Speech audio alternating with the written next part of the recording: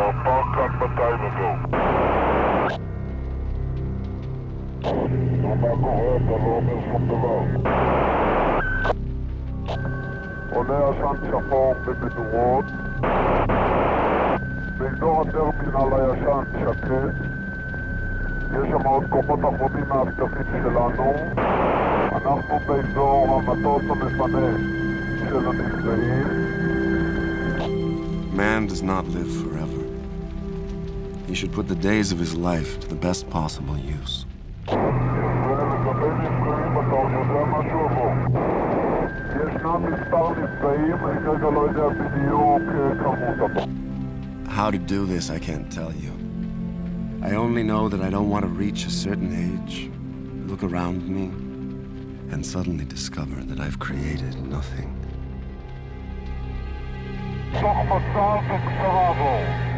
יש שני חטופים הרוגים, יש מספר מחבלים הרוגים, מספר אוגנדאים הרוגים.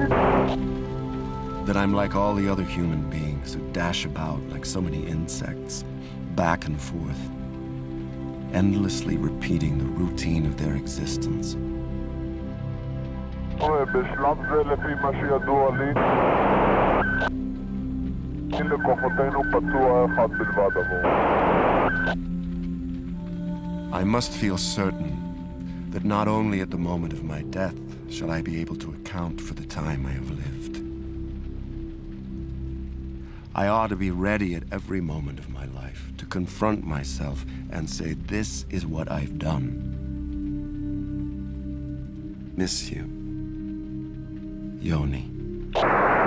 יוני כאן בדבר.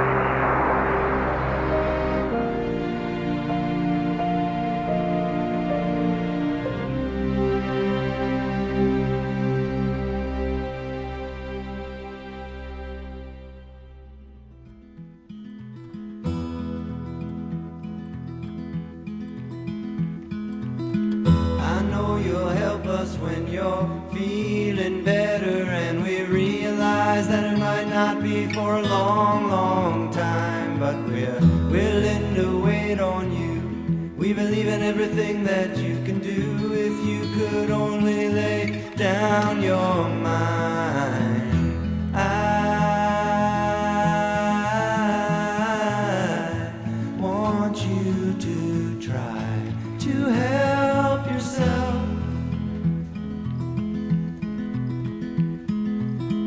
Take the time to take apart each brick that sits outside your heart and look around you. There's people everywhere. No, they don't always show it, they're just as scared, and we'd be more prepared if you just pulled on through. I want you to try to help yourself.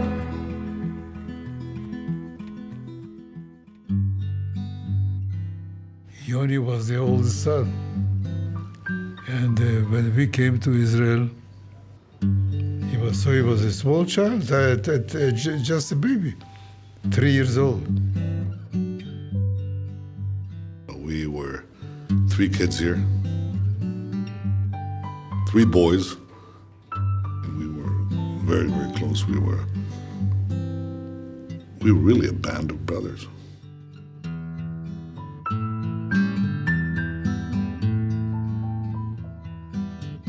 The relationships between the brothers were very special. His mother used to say that they're a mutual admiration society. All 3 of them. They really loved and admired each other.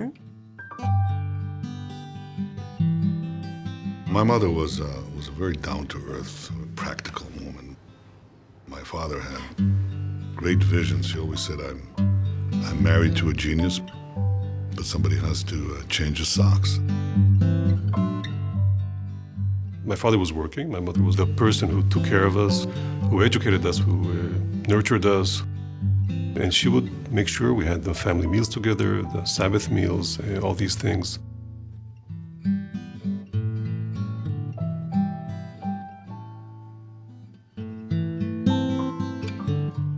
My father, who was a great scholar and the editor-in-chief of the Encyclopedia Hebraica, used to entertain here very great scholars, all sorts of professors. He and my mother would entertain them in the frontal part of the house. There was a door that was the back part of the house. That's where we three kids brought in the entire kids from the neighborhood. And we used to have enormous pillow fights here. My mother would occasionally open the door and say, "Children, there are people in front." And we'd say, "Oh, that's all right." And she'd go back, and then we'd start it all over again. Yoni was considered their protector. If there was a problem of protection, he would jump into the danger point. He was a remarkable child. He was a person who didn't mind taking risks. He was Ido's protector. I was sandwiched in the middle. You know, I could receive but not deliver, so to speak. He always said that he never beat me. He said, "I'm disciplining you so that you treat Ido well and also so you learn to absorb pain." So I said, "Thanks a lot, I got the point."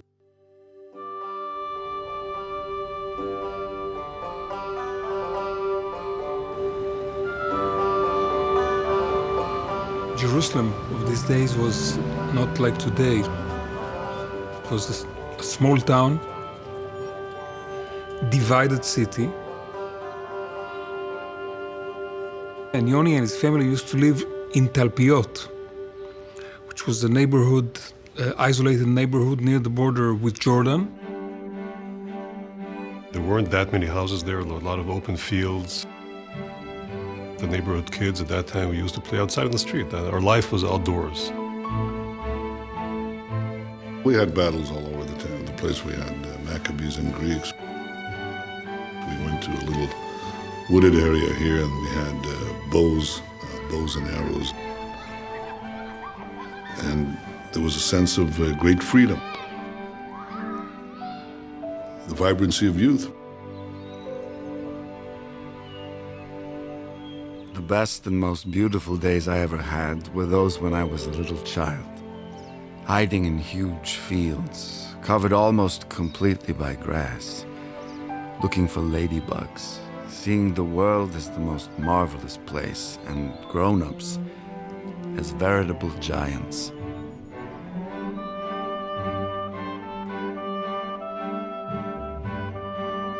My father decided to leave the encyclopedia to do his research work at USA in Philadelphia. For a few years, that was his plan, until he'll finish his book on the Inquisition.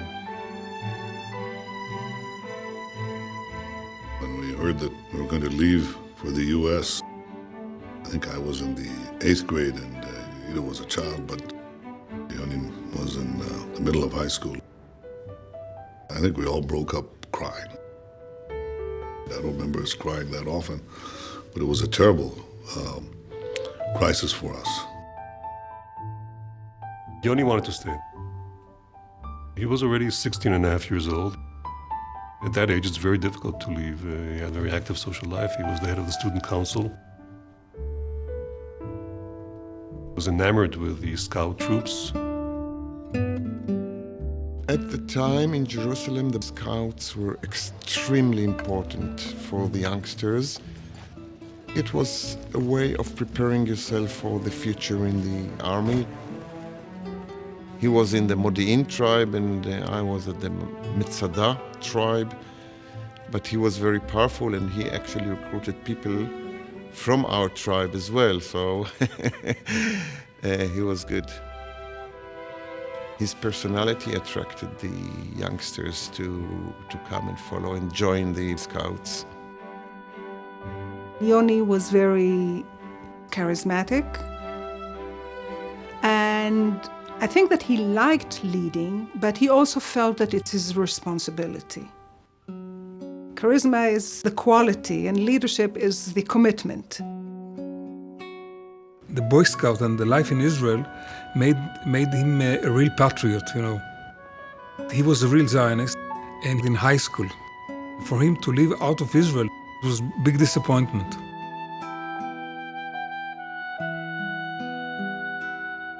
All this space that surrounds me leaves me without any air to breathe. I yearn for a place that's narrow, hot, rotten, filthy. A place that's mostly desert and that one can scarcely find on a map of the world. The only things people talk about are cars and girls. I think Freud would have found very fertile soil here. My school has about 1,500 students who don't know what they're doing there. It looks more like the Tel Aviv Sheraton than a school. My house is terribly nice, surrounded by lawns and trees, an empty, meaningless life.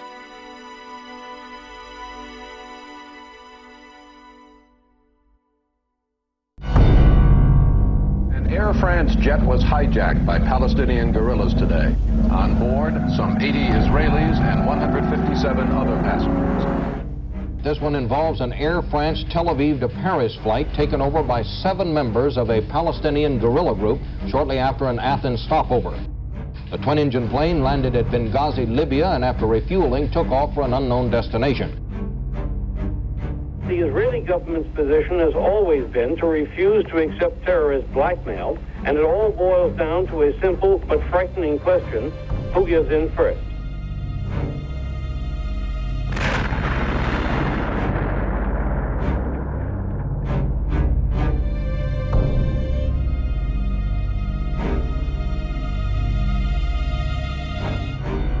We were in the middle of fighting terror.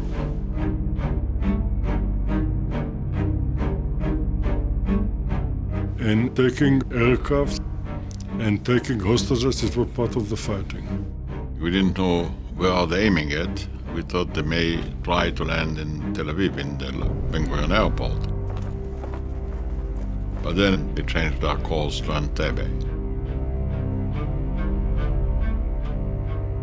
Where the hell is this Entebbe? You know, it ended up to be a quarter of the perimeter of the part of the globe that we have seen.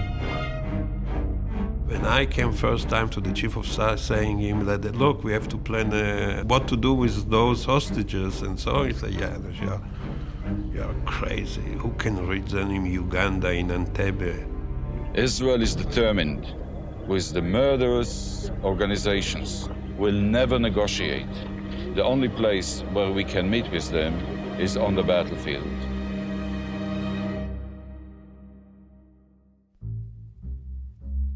July 8, 1964. Dear Mother and Father, when I saw the country from the plane, I felt a twinge in my heart.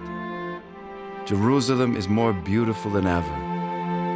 Perhaps I'm a bit sentimental because I haven't seen it for so long. Despite everything that's wrong here, and God knows there are many faults and evils, it's our country, and I love her as I always have.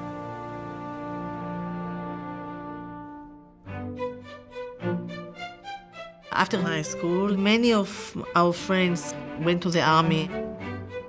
And Yoni came and he was like a star. He was very charismatic, he was very intelligent, very passionate.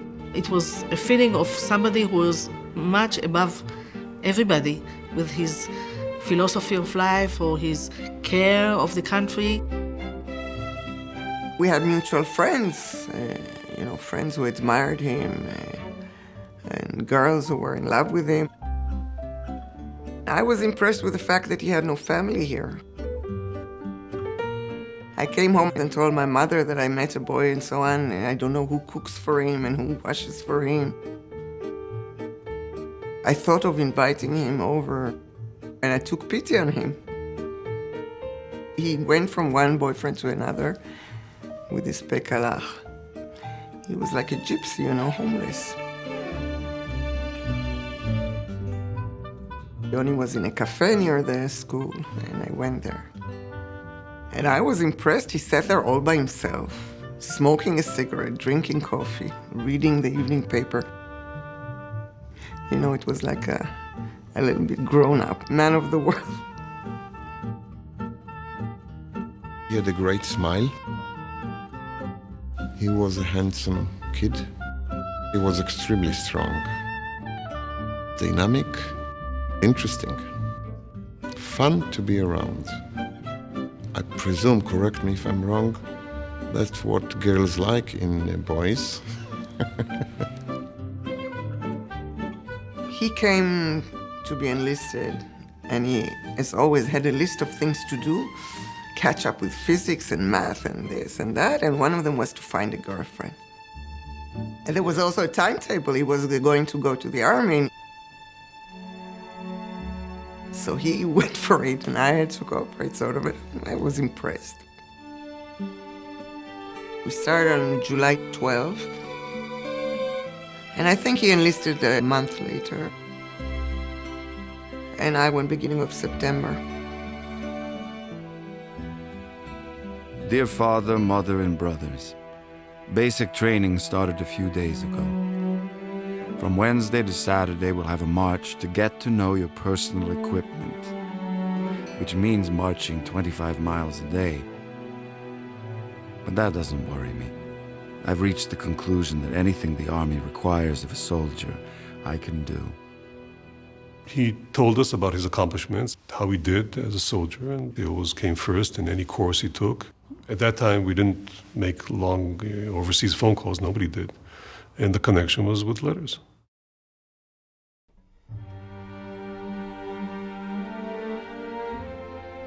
He wrote because it was an expression of his inner being, of his soul. And I remember we used to wait for the letter. We used to have that flag, the little red flag that they have in these American mailboxes. I used to rush to the mailbox to see if there's a letter, and his letters were always illuminating.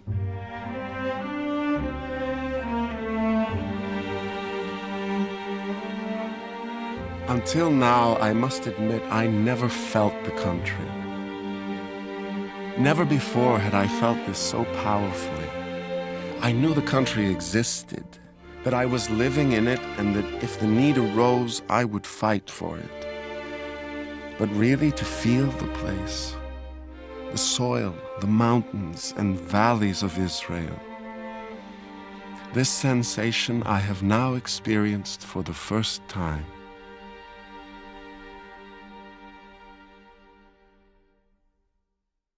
He was an unbelievably good soldier, someone marked for glory. A few weeks into basic training, they took us on a forced march through the dunes, carrying the heaviest guy in each squad on a stretcher. And after a few kilometers, we gave out. And there was just no one there to replace the two guys at the front of the stretcher. And suddenly Yoni breaks up there, takes the stretcher on both his shoulders and pulls everybody else to the end, and then turns around and gives us all a berating for being such weaklings. He was driving his own buddies even harder than the staff were. So he was very much admired, but for a long time he wasn't very popular.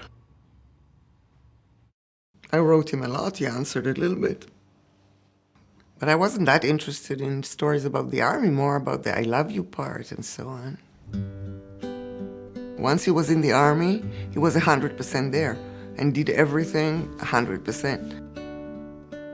And it was difficult for him to finagle, two worlds. To come home and be a boyfriend. Tuti, my love. The days pass so swiftly here that one loses all sense of time. I miss you more than I had ever thought possible. I realize you have been inducted into the army.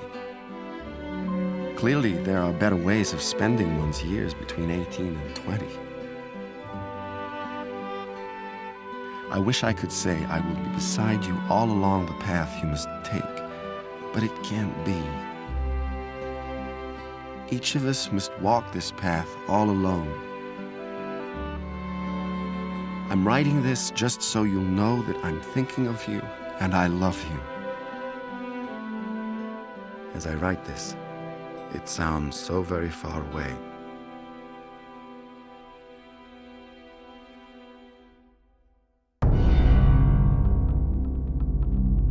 That Air France jet hijacked by pro-Palestinian extremists is at an airport outside Kampala, Uganda tonight. The hijackers let more than 250 people off the plane, but the passengers are now sitting in a sweltering airport under the guns of some very dangerous Palestinian extremists. We got an ultimatum that on Thursday they are going to be assassinated, all of them. Their price for releasing them is the release of 57 of what they call freedom fighters, now in prison in 5 countries. I told there is no chance that we can relieve the hijacked persons by relieving the different terrorists they have asked for. From Israel, from Germany, from France. Now considering the time, the ultimatum was short. Several days, I thought this is no option. Mota, the chief of staff, is in the cabinet meeting and told the government that we will prepare something. There was a huge cloud of fog over the picture because it was not clear what's there, who is there, what kind of situation is it. And it took some time to learn. Information accumulated very, very, very slowly. The options that were put on the table of the cabinet were unworkable. He said, I'm not interested in it. The purpose of the operation must be to bring back all the people. March 23rd, 1967. Beloved ones, as the time of discharge approaches, everyone is confronted with the problem of what to do as a civilian. War is hanging over our heads like a swollen balloon, and the battalion is very anxious for me to stay on in the army. Even though I find the army to be of great interest, I fail to see my future in it. There are so many things I want to do, and it's difficult to see myself as an army man all my life. I received your letter in which you described in detail the scholarship awarded to me from Harvard. I'd like you to inform the university that I'm interested. There was always a split in him between the army and the academy. He never signed for 10 years. It was always for 2-3 years because the struggle or the tension between these two poles of his personality were always there. I'm not sure that Yoni was a natural soldier. He was very good one, very effective, but out of some kind of conscious process of trying to understand what should be done. Nasser is not content with mere border incidents. This time, he announces his resolve to destroy Israel. And in mid-May 1967, the might of the Egyptian forces, equipped by the Soviet Union, parades through Cairo en route to Sinai, where it will deploy for the attack on Israel. This is the largest force ever to have been assembled in history in Sinai. Dear father and mother, not one of us wants war, but we all know for certain we must win. We must cling to our country with our bodies and with all of our strength. Only then will they not write in the history books that once indeed the Jews held on to their land for 2 decades, but then were overwhelmed and became once more homeless wanderers.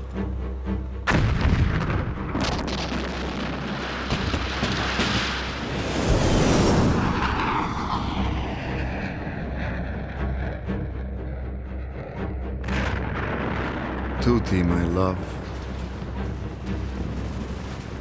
Don't be afraid and don't worry too much. We knew a long time ago war would come, and here we are, a nation at war.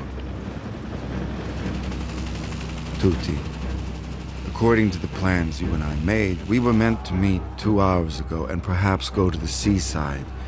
And now I'm far from there.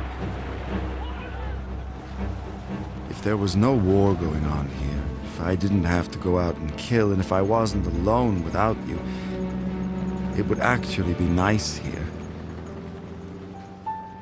A thistle is the flower nearest me.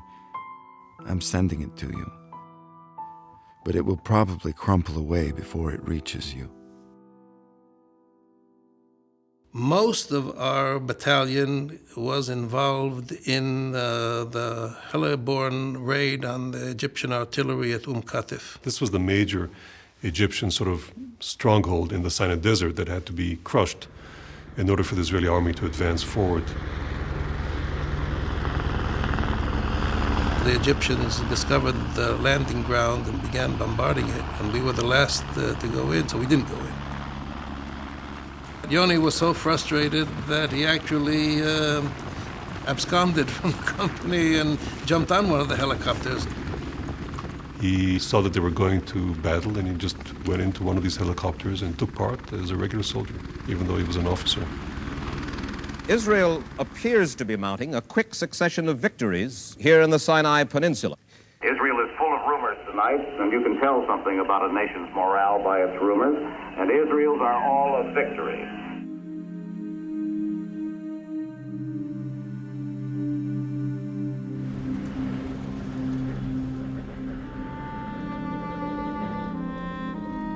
My beloved, that's it. The battle is ended. I'm well and all in one piece. We left the expanses of sand strewn with the bodies of the dead, filled with fire and smoke, and now we are once again in our own country. I'm eaten up with worry for you. Perhaps in a few days, when it's all over and we're together again, then we'll smile. Right now, it's a bit hard. Tonight we'll be shooting again, and again there'll be dead and wounded. Try to find Bibi and tell him everything's okay.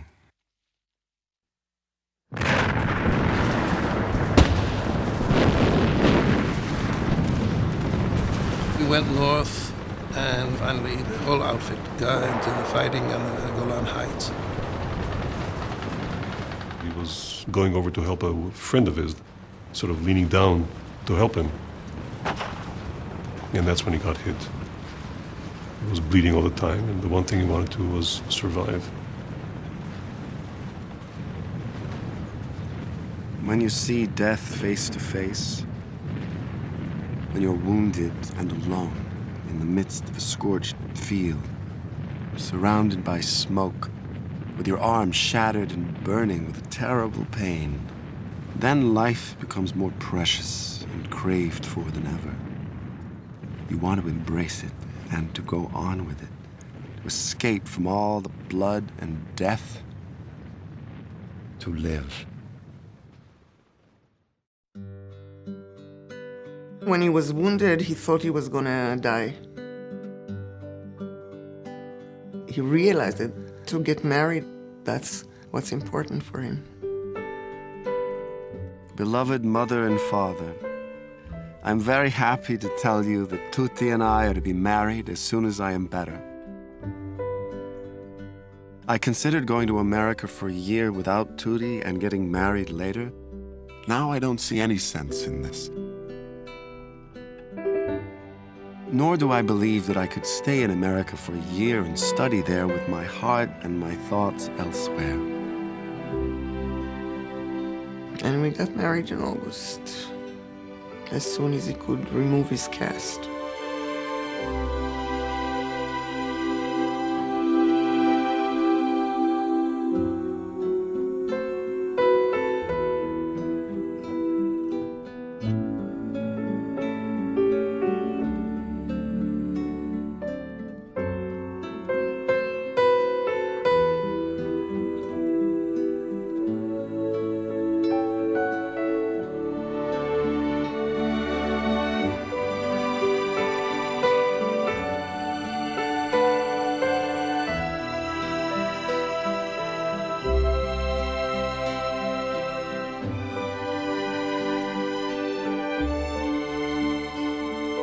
It was a glorious wedding. It was in the amphitheater overlooking the Judean hills falling to the Dead Sea. It was an extraordinary view, an extraordinary setting. It represented, I think, him in many ways. He was 21. When I think of it now, he was so young.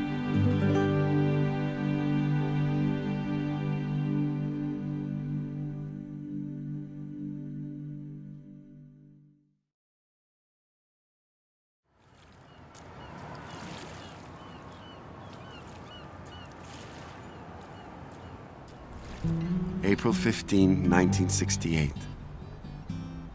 Dear Bibi and Ido, Harvard continues to be marvelous, even though I'm impatient to return. I continue to run, even though I don't have time, but at least I'm keeping fit and not letting myself go. My average for the year is nearly an A, and in the top 10% of the class. Tuti and I feel good together. And it's a good thing we're spending our first year by ourselves, away from everyone. I liked Boston. And it seems like two children playing house, you know, that's what it was. It was the first time in my life that I cooked, and Yoni would admire, "Whoa, what did you make?" He always admired everything I did. I remember he asked once he wanted coleslaw. I had no idea what coleslaw was. I still don't know what the words mean. What's col and what's slow?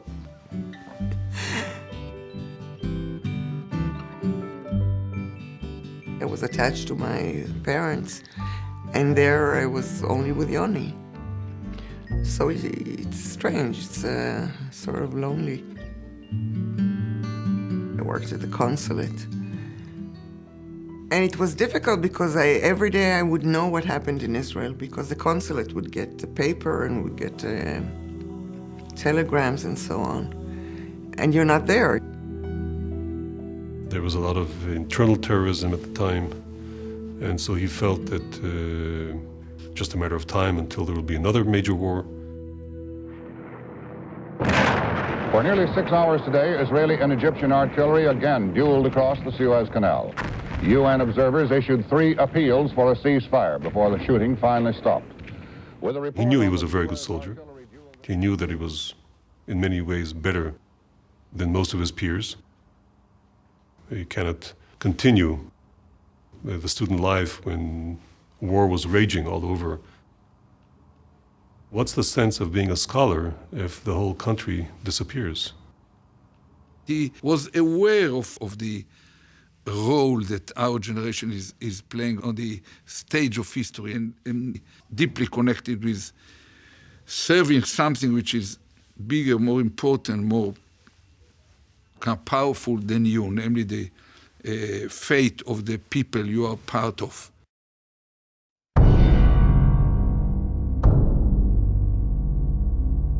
"47 hostages aboard that Air France jet hijacked last Sunday were freed today by their pro-Palestinian captors in Uganda. But they stood nervously holding machine guns on the remaining 209 and threatened to kill them all and to blow up the French airliner unless their demands are met by 8 o'clock tomorrow morning Eastern Time."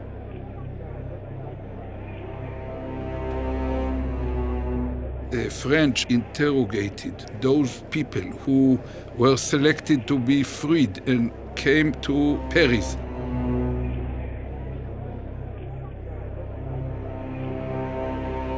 Several options became invalid when it became clear that the Ugandans are part of it.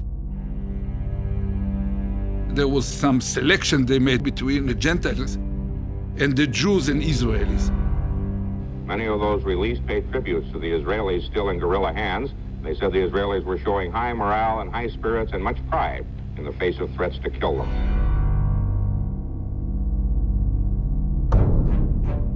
For me, the separation between Jews and non-Jews was a crucial point. And here I saw a combination of the Arab terror and all the hatred and brutality of those Nazi people. The mood was that this is our mission, this is our destiny, and we must do it. And the only ones that can do it, it's us, not anyone else. So the first few days were for me extremely difficult. So everybody was cynical about the operation. So I was really left with a group of young officers whom I trusted, but they weren't considered elders of the tribe. And this group was something unique.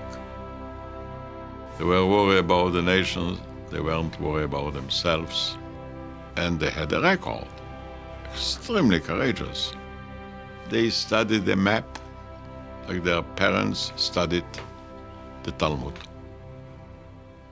A word after a word, a line after a line. They weren't fantasizing. They really studied it. And they came to me and they says, let's try. August 17th, 1968. Dear Mother and Father, today is our first wedding anniversary, Tuti's and mine. So much has happened since that day on Mount Scopus. After the end of the war, I got married, studied at Harvard, and came back to Israel. And yet it wasn't the war that was a passing stage, but everything that came in its wake. A kind of sadness has overtaken me which doesn't leave me. I sense the cry and the depth of this sadness in others who came through the war with their bodies intact. That harmony that characterizes a young man's world is not a part of me anymore. We're young, and we were not born for wars alone. I intend to go on with my studies, but I can no longer see this as my main mission in life. Hence the sadness of young men destined for endless war. I assumed at the time that he could never be in the army because he was disabled. With one arm that he can't straighten or bend. There was need for officers. I was against it, but Yoni, he wasn't the type to be told what to do, and I wasn't the type to tell somebody else what to do with their lives. And they had to get through the physical and the military reinduction. So they found, apparently, a doctor who was an immigrant.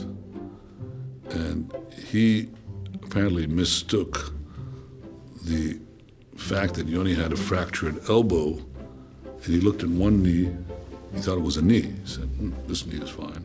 And he looked at the other knee, he said, this knee is fine. He said, fine, nothing wrong with him. That's how he got into the unit. We never used the formal real name of the unit, which was Sayeret Matkal, ever. The reputation was mystery. We always liked to say that it was the diamond which is at the tip of the spear. That secret club, so-called, that you wanted to be a member of, even though you didn't really have any idea what it was about and what it entailed to be part of that club. For me, the unit was something which was like another world, like in the movies. They did different stuff, they behaved in different ways, and the work itself, which is very intensive, very complicated, and very important, and very risky. And I think it's like a tip of an iceberg, what's known to the public, either participating in war times within the war, or fighting against terror. And the rest is unknown, and I believe will be left unknown. We live in different worlds, so it's difficult. I'm a curious person. I would ask questions, but I didn't get answers. But there was also a part of me that didn't want to know, and a part of denial in order not to be afraid.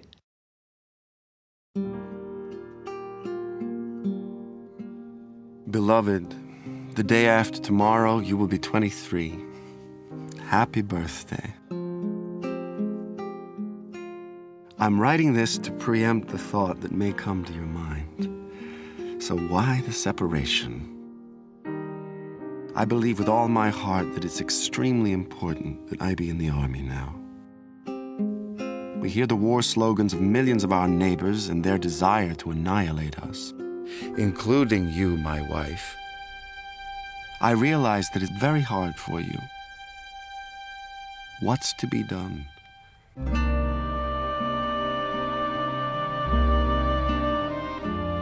He wanted very much to have children as soon as possible. He loved babies, and they loved him.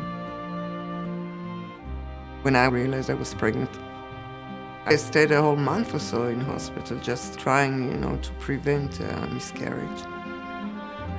He wasn't there days on end, He didn't take special leave. He came when he came. Beloved mother and father, I haven't written you for a long time because Tuti had problems with her pregnancy. To my great sorrow, Tuti miscarried a few days ago, in the 6th month. The baby girl was born and lived a few days. Of course, she didn't stand a chance right from the start, and we both knew it. But just the same, it's very sad. I heard from Tuti when we spoke that there is a big problem with her staying all the time alone and Yoni spending so much time in the army.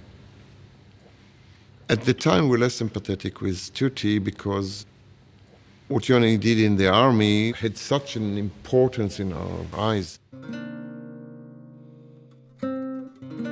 He understood that you cannot be there, you cannot excel there without pouring all of yourself into it.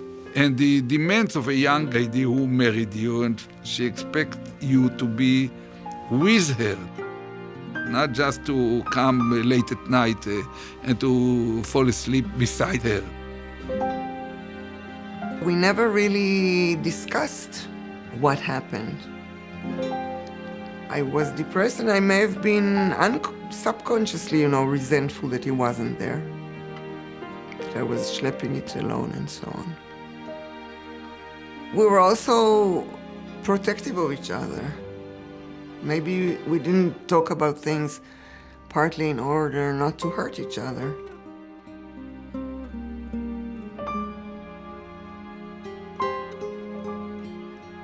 Dear mother and father, Tuti and I have separated. It's hard for me to analyze the reasons for our split, especially as they're not entirely clear to me.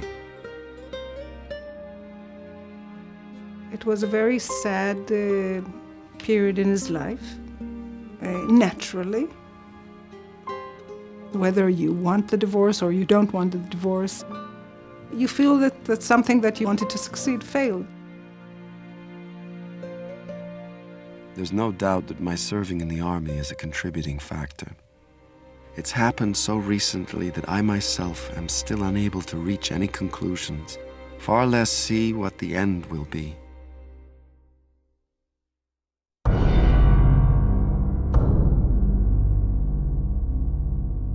The hijackers put off their deadline to 8 a.m. Sunday after Israel broke its long-standing policy and agreed to negotiate. This policy change came today when Palestine hijackers in Uganda released 101 more hostages, but held the Air France crew of 12 and 98 passengers under threat of death. The Israelis are frustrated and resigned. Frustrated because there's nothing they can do to influence the situation except give in to the hijackers, and resigned to doing just that. We agree that the formal resolution will be that we are going to exchange. And it created an atmosphere that helped us to prepare our operation. We've taken this critical decision primarily because of humanitarian reasons, namely saving the lives of the Israeli hostages in Uganda. If we shall give up our position in the eyes of the world will go down. They say here is a country that says you have to fight terror, but when it comes to your place, you do not. If we shall try and succeed, it will be a tremendous victory. Thursday morning, it became clear that there is going to be some ultimatum. We had to plan within a very tight limit, something that had never been done before, and take responsibility and go and execute it. We called back Yoni from Sinai because he was busy conducting a special operation on the other side of the canal in Egypt. When we start to plan, we were sure that we were going to take the whole airport and then to free the hostages. After several times we realized that the right way, it's like a bank robbery. You are going only to the safe, taking the money out. You are not controlling the whole bank. היחידה התחילה לתכנן את החלק שלה, לשחרר את בני ערובה ולהביא אותם הביתה. יוני היה ברור לו שאין לו את התנאים הכי טובים למבצע. יוני היה מאוד נחוש וראה במשימה הזאת ערך עליון. ההצלחה במבצע הזה יש לה משמעויות מרחיקות לכת.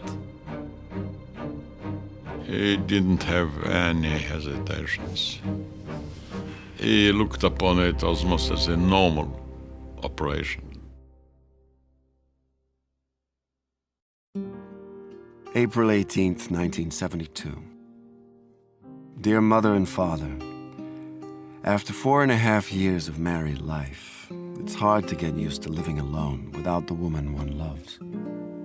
But it seems that one can get used to anything. In your letters, you expressed concern. I've long since passed the age of needing protection, and I manage very well on my own.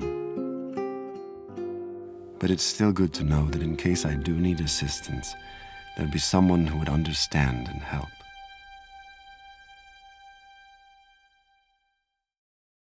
Danny and me rented a house. We invited Yoni to join us and stay with us at that villa, and he did it. And Yoni was more absent than present because he was extremely busy. We hardly saw him, but when he came, he was talking about the life in the army. Of course, he couldn't talk a lot because it's a super secret missions all the time. On the eve of Yom Kippur of 1973, we played diplomacy, the war game just before World War I. Yoni was my ally, and on the most dramatic moment, when I really had to rely on him, he actually stabbed me in the back and he betrayed me. And I was so shocked and insulted personally. I said to him, Yoni, how can you make it to me? I was your ally. He said to me, Danny, that's life, that's reality, that's the game. The next day, the war broke.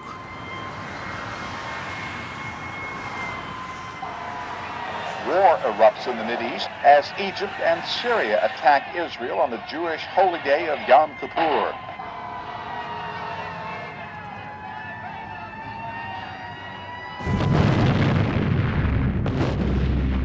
"25 years of the state of Israel. So little and yet so much. How sad that we cannot achieve peace, for that is all we want at the end. What kind of God-forsaken world are we living in? It contains so much beauty, so much grandeur and nobility.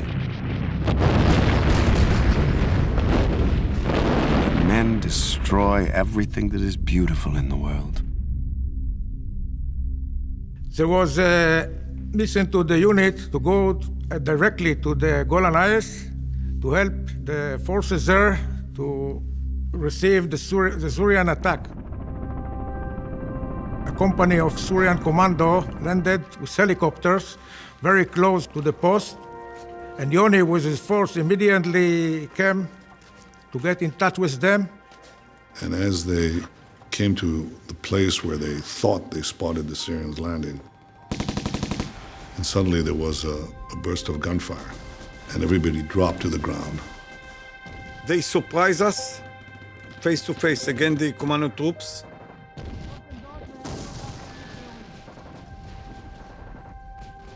So at the beginning, I didn't see anybody.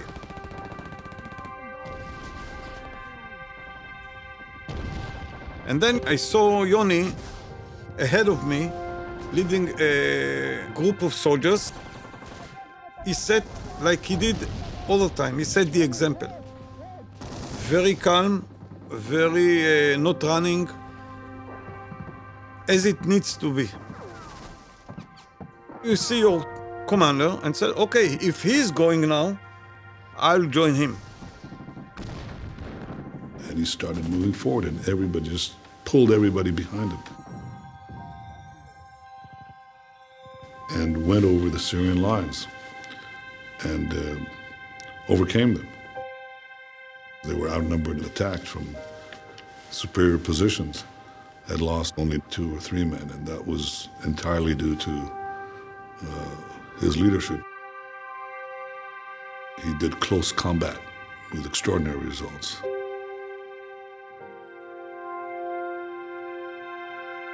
To kill at such very close range isn't like aiming a gun from 100 yards away. That's something I had already done when I was young. I've learned since how to kill at close range, too.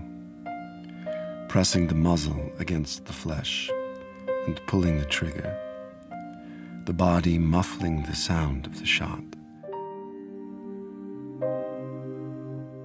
It adds a whole dimension of sadness to a man's being.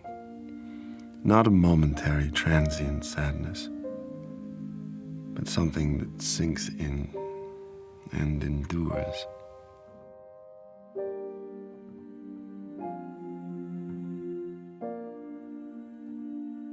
The Yom Kippur War affected him, I think, more on a grand scale.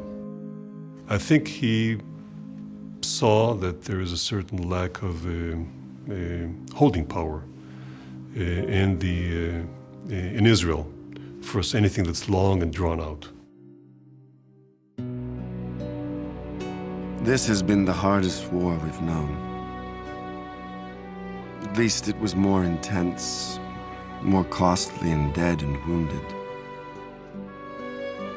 More marked with failures and successes than any of the wars and battles I have known. We're all searching for a different place. A beautiful and glowing place. A place worth waking up in. The world is full of beauty, and the ugliness in it only highlights that beauty.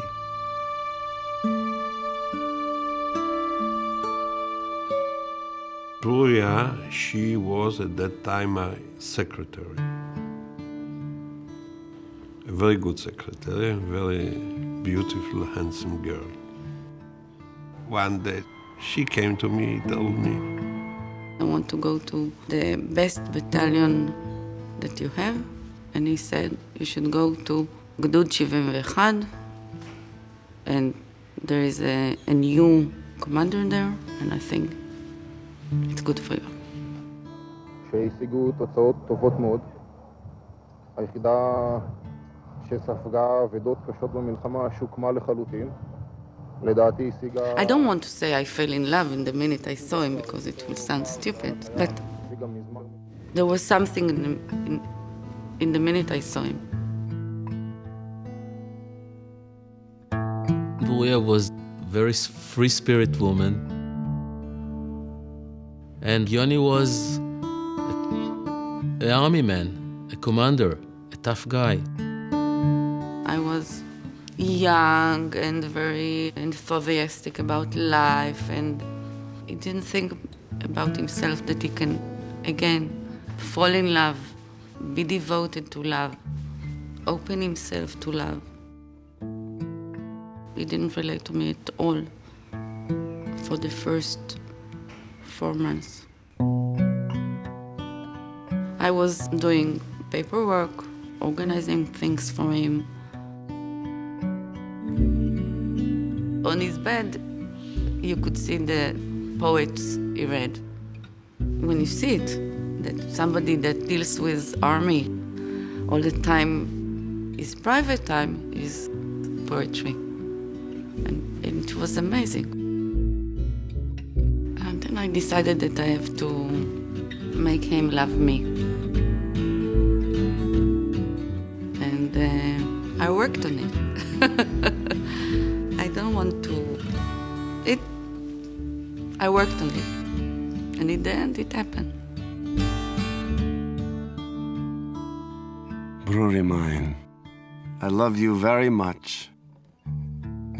I say it with a cry, and with somberness, and with longing. And I love with almost unbearable restraint. You're the axis round which I turn. Sometimes I circle round very close, and sometimes the circle is very wide, but always round and round you, the center. Sometimes he showed me the notes he would leave for her. He all the time said about her, my love, my wife. There was a good chemistry between us. We talked a lot. We hugged a lot. I was in paradise. Bruria, I've been thinking of how to change my way of life so that we could live together like a normal couple, and as yet have not found a solution. I'm thinking of the future. Maybe there, in the future, the real key lies.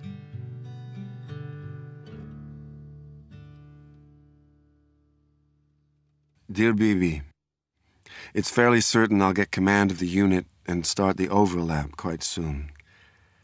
I like the idea of returning to the unit, and I'm anxious to get there as soon as possible. He had a reputation of being a great combat commander, proven, in many, many situations. Whenever there was a very difficult drill physically, he took part of it. It's not common. It's not common the commander of the unit is taking part in all the difficult drills. And he would be there to try to push us to see that we would go beyond what we thought were our limits and break the barriers every single time and do the impossible. And, very often we felt we knew better. And I think that created some friction. Yoni wasn't cut from the stuff that people from the unit are made of. His father was a professor, and he spent sometimes in the United States, and he was different from the other people in the unit. His personality was more complex, and I think it didn't make things easier for him, and it didn't make things easier for us. Dear Mother and Father, the Army burdens me with an enormous load of work and doesn't allow me a minute for my private affairs. There is a real satisfaction in this kind of work, but it's immensely tiring. Nearly 11 years have passed since I left home for the Army, and I am seized by a longing for family togetherness. I look back on breakfasts in the kitchen with you and Bibi and Ido, on Passover nights, or the lighting of the Hanukkah candles. I halt the frantic rush forward and all that still needs to be accomplished. I plunge into the past, into the warmth of a loving family.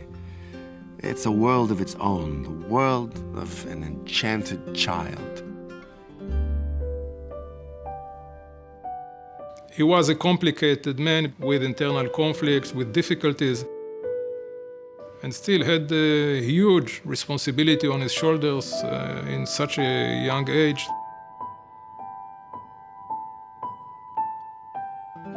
The intensity of the way that he approached things, I think, also exhausted him.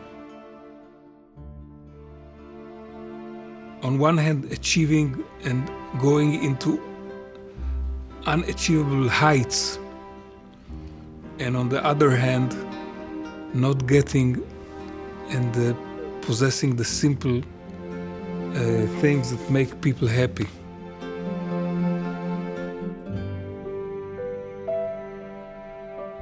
Bruria, I find myself at a critical stage in my life, facing a profound inner crisis that's been disturbing my whole frame of reference for a long time.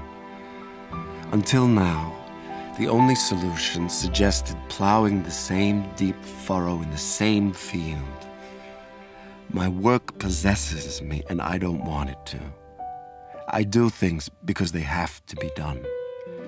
The same haunting question returns, can I work like this and wear myself out? And the answer is always, I must persevere and finish what I've begun. Good that I have you, my Bruria, and good that I have somewhere to lay my weary head. I know I'm not with you enough, and that it's hard for you to be alone so much, but I trust you, me, both of us, to succeed in living our youth to the fullest. You to live your youth and your life, and I, my life, in the flicker of my youth. It will be okay.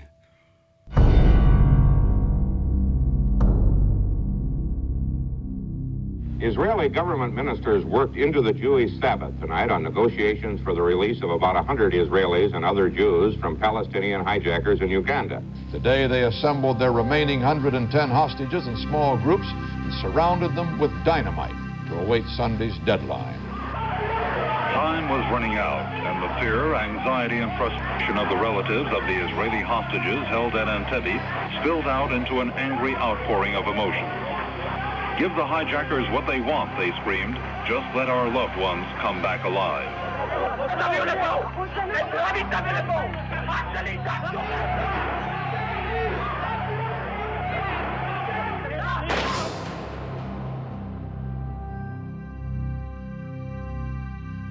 Well, the Prime Minister, he felt that he is the man who is responsible for their life. They came to him to talk, says, look, save our children. The Entebbe operation had to be prepared in about 48 hours. The unit basically is not working this way. In the unit, you prepare an operation for a long time, and when it is ready, you go. Yoni worked very hard. He didn't let any detail go away. Didn't sleep all night and stayed in the office. And in the morning, the plan was ready. And here, we are talking about, we are Friday. We know that the next day, Saturday, we are going to fly to Entebbe, to an unbelievable raid, very limited time. Planning is doing on the fly, and planning is not good as it should be. We looked to movies from Entebbe of Idi Amin army. And in one of the movies we saw a black Mercedes. It seemed to be a good idea to use vehicles that are similar to what they have, to use uniforms, to use some camouflage, to give the impression, at least for a few minutes, that this is part of the Uganda army. The final plan was to come with 4 Herculeses. The first one, with the 2 jeeps and the black Mercedes of Sayed Matkal.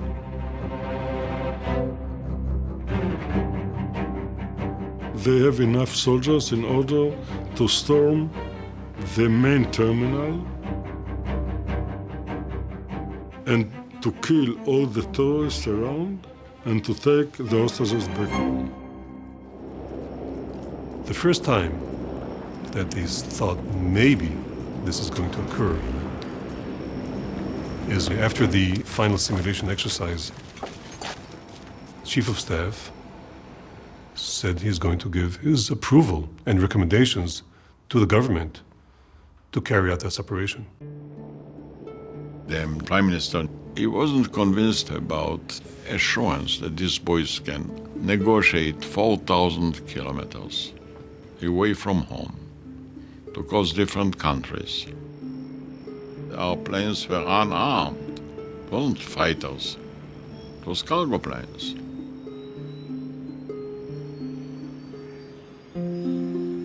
The Entebbe operation, it was something beyond the horizon. To fly one way several thousand miles from here, nobody did it before. We were professional soldiers, and we felt that the simulation is, it's maybe good show-off to show the chief of staff, but we feel that, we are actors in a movie. It's nothing. Lots of information is coming in and lots of confusion and information that contradict the other information. So everything is quite chaotic. And Yoni gathered all of us, the assault team. We'd been about 30 or 32 guys, that's all. And he explained what should we focus about. You should get prepared for surprises from all directions. Concentrate on the mission. We are not there in order to kill soldiers. We are there in order to free the hostages. I think he trusted two things. First of all, he trusted us more than we trusted ourselves. And the second thing, he trusted himself. I'm sure that he felt that his best performance is under fire. And whatever will happen, he felt that leading us, things will be okay. You are educating people to risk their life against their instincts, and that the only way is to lead by personal example, and that's what he did all his life. Yoni, before taking off, he came to me, said, look, if I will not come back from the operation, I'm serious, Janusz. You are my friend. Take care of Brulia.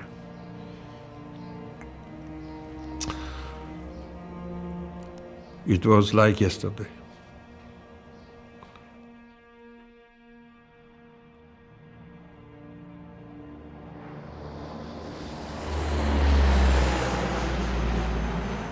We got onto the plane, took off from Sharm el-Sheikh towards Entebbe. The government was still debating whether the operation will be approved or not. And we told him, Yoni, no chance for the operation to be approved, don't worry.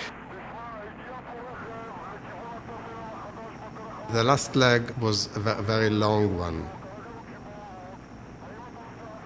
Surprisingly, most of the people in the unit never been out of Israel in their life, so this was the longest flight for almost everyone there.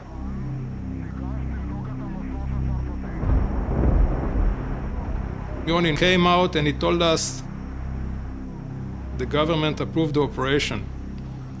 And then we started to panic. You look around your friends, you ask yourself, okay, who will be alive and who will be dead when we go back? We get closer to the Entebbe, it was almost midnight. There was a thunderstorm outside, and the airplane was very dark. And at that moment of time, Yoni went all the way from the rear of the Hercules to the front part. And he stopped and smiled to each troop and shook hands or touched the shoulder of everybody. I never experienced it before, or any other commander doing the same.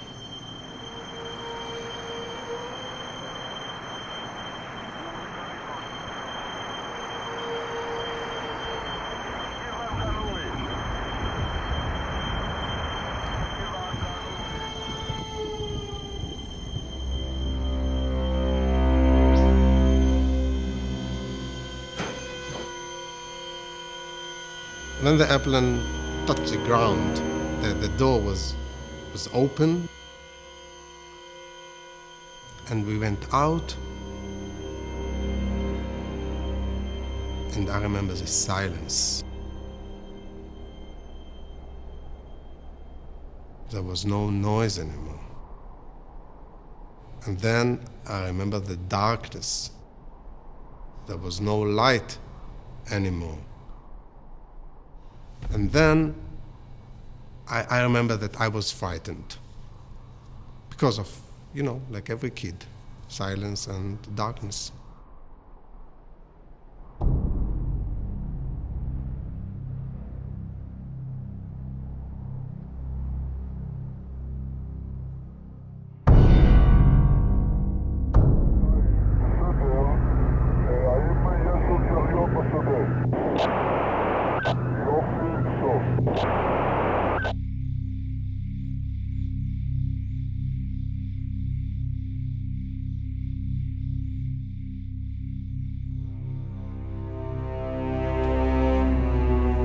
We see the Ugandan guards as we're driving towards the terminal building. I see the guard on the right side. He was aiming to shoot at us. Yoni and the officer who's sitting behind him pulled out the handguns that we had with silencers on them and are shooting at the guards. And right after that, we hear a machine gun going off from the Jeep behind us. And all of a sudden, from quiet, we go into full combat mode. Surprise is over. So you don't think about your life anymore. You don't think about cover anymore. You just run like crazy. And you shoot the terrorists before they shoot the hostages.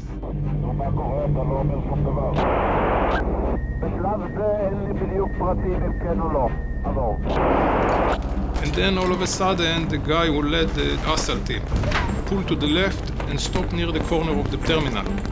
And Yoni, he shouts, "Move, move, move, move. Don't stop." He couldn't, like us, kneel against the wall and crawl and walk slowly. He was moving ahead, making all of us follow him.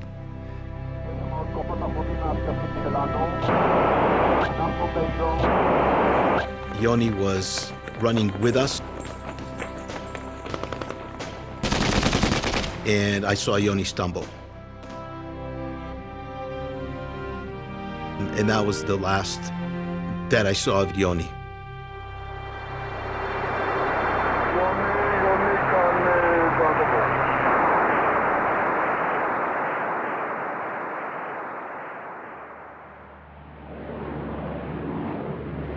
This is Israel broadcasting from Jerusalem. All the hostages in Uganda have been rescued by Israeli forces. It seems to me the government of Israel invoked one of the most remarkable rescue missions in history, a combination of guts and brains that has seldom, if ever, been surpassed. Israel has carried out a daring raid for freedom. Crack troops were flown 2,300 miles to Uganda for a lightning strike at Entebbe airport to rescue hostages held for a week by the hijackers of that Air France jetliner. It was during the week of the bicentennial. We were a group of Israeli students at MIT. We heard in the news that there was an Israeli rescue mission and that the hostages had been freed and that one Israeli officer had been killed. I said, why did they say one officer?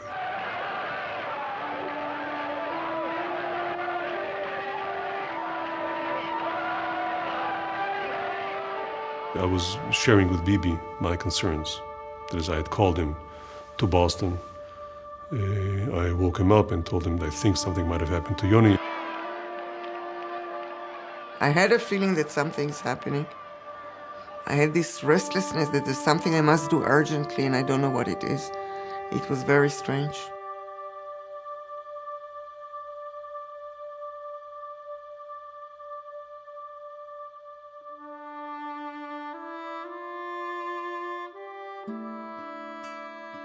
I called the unit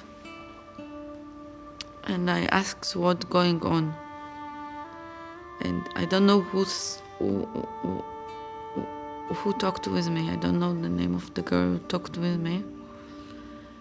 But she said there was something, and I said, and I asked her about casualties, and she said, I don't know.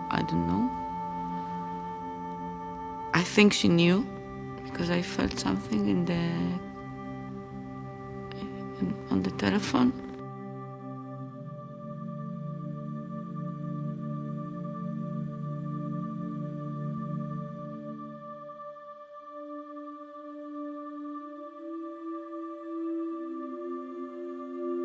I went back, I called my wife, waked her up, and told her the operation succeeded.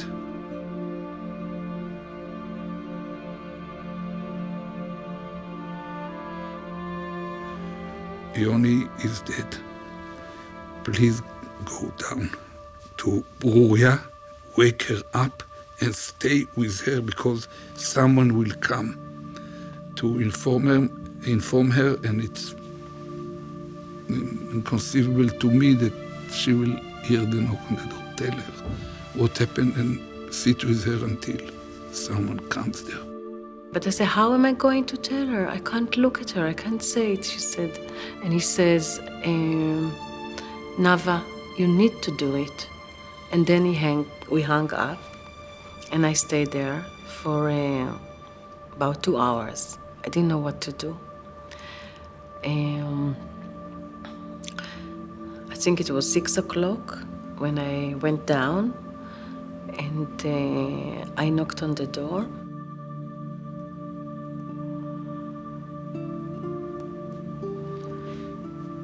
I didn't think she came to tell me that Yoni died. It was a shock. She didn't say it right away. She said something like it was wounded. I don't remember exactly the words. And I remember that the word that was in my head was why. I couldn't. I said why. I felt why. Why should it? Why it's like this? That was the.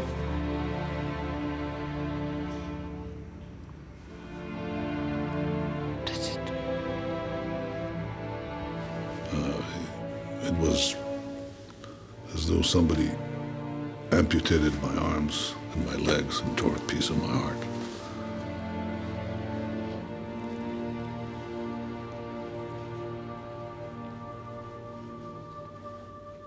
Yeah.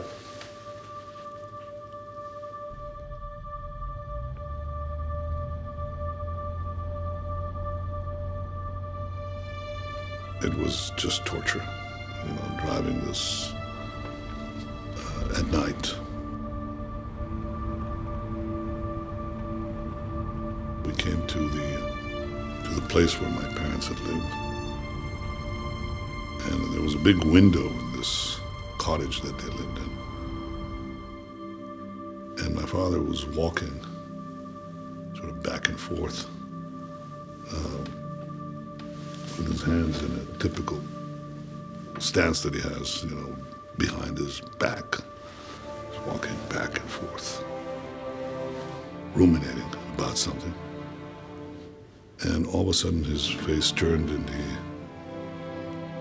he saw me. And I think he said, "Bibi, what are you doing here?" And then his expression changed and he understood immediately. And my mother let out a terrible scream, and I'll never forget that. It was actually worse than hearing about Yoni's death.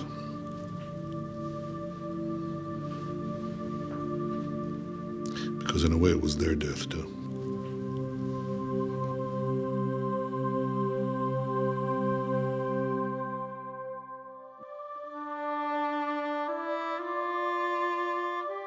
הוא היה כרוך בקורבן מכאיב מאין כמוהו, הראשון בין המסתערים, הראשון בנופלים.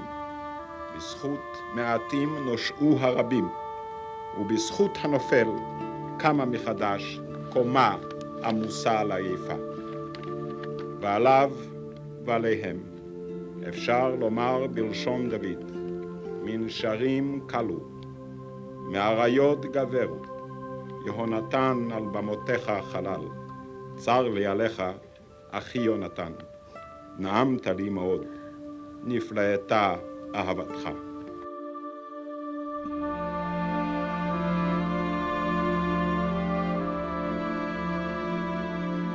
We are all human. Some happy with our lot, some searching and searching. I don't regret the crossroads I've passed. And if there is more beauty, more flowers along the road I didn't take, I still don't regret it, because it wasn't my road.